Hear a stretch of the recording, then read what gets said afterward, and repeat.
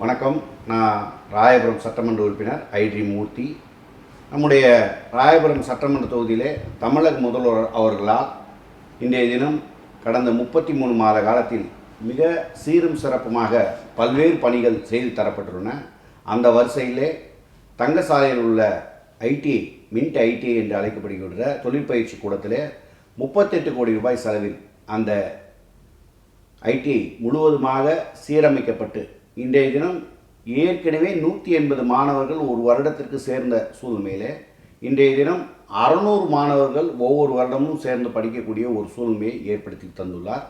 அந்த இடத்திலே இன்றைய தினம் அந்த தொழிற்பயிற்சி மையத்திலே கேம்பஸ் இன்டர்வியூ இன்றைய தினம் நடத்தப்பட்டு அந்த கேம்பஸ் இன்டர்வியூ மூலமாக ஐடிஐ முடித்த மாணவர்களுக்கு உடனடியாக Larson and Toubro, Ashok Leyland, TVS போன்ற மிகப்பெரிய கம்பெனிகள் 40 முன்னணி நிறுவனங்களை வரவழைத்து வேலை கொடுக்கக்கூடிய ஒரு அற்புதமான சூழ்நிலை உருவாக்கியுள்ளோம்.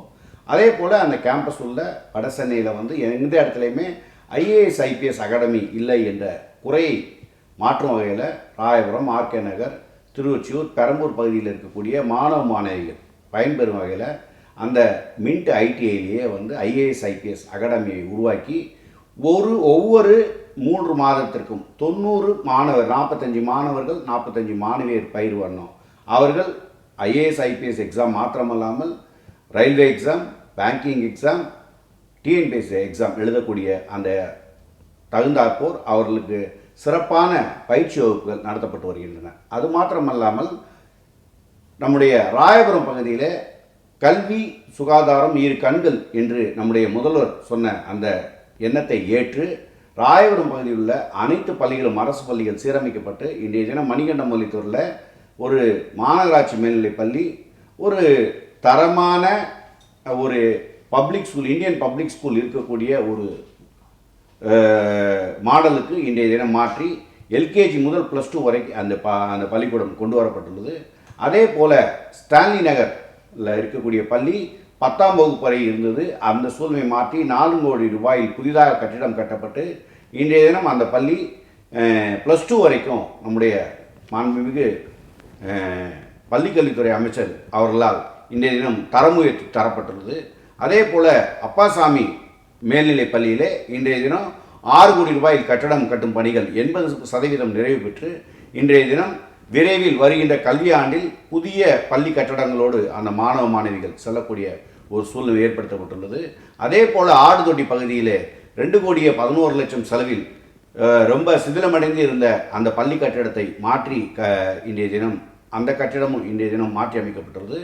அதே போன்று இங்கே ராயபுரம் சட்டமன்ற தொகுதியில் ஏற்கனவே சிதிலமடைந்த நகர்ப்புற மேம்பாட்டு வாரியத்தின் கீழ் இருக்கக்கூடிய கட்டிடங்கள்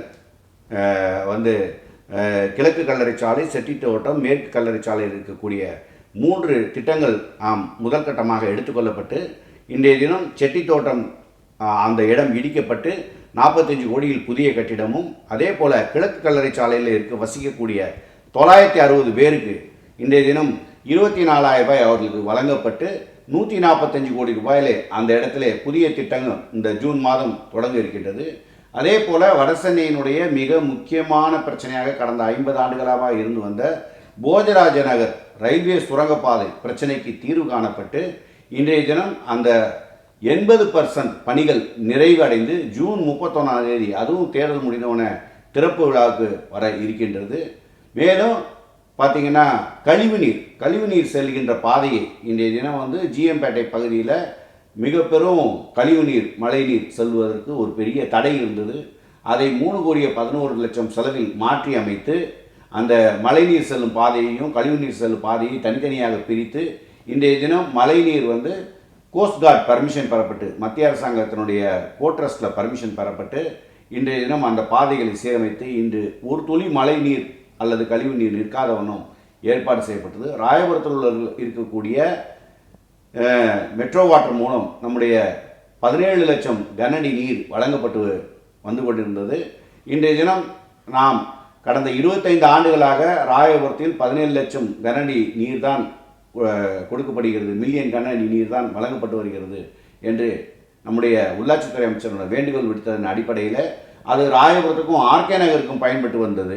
அந்த நீரை மாற்றி இன்றைய தினம் ஆர்கே நகரில் ஒரு புதிய ஒரு பம்பிங் ஸ்டேஷன், நீரேற்று பம்பிங் ஸ்டேஷன் அமைக்கப்பட்டு இந்த 17 மில்லியன் கனஅடி நீரும் ராயபுரம் பகுதியில் இருக்க மக்களுக்கே வழங்கப்படுகின்ற ஒரு சூழ்நிலை ஏற்படுத்தியுள்ளோம்.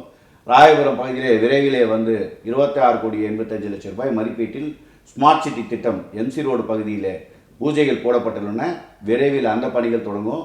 அற்புதமாக நம்முடைய பேரறிஞர் அண்ணா பூங்கா இன்றைய தினந்தோறும் 5,000 பேர் வாக்கிங் செல்லக்கூடிய அறிஞர் அண்ணா பூங்கா கடந்த 10 ஆண்டு கால ஆட்சியில் மிக மிக அவலமான நிலைக்கு சென்றிருந்தது.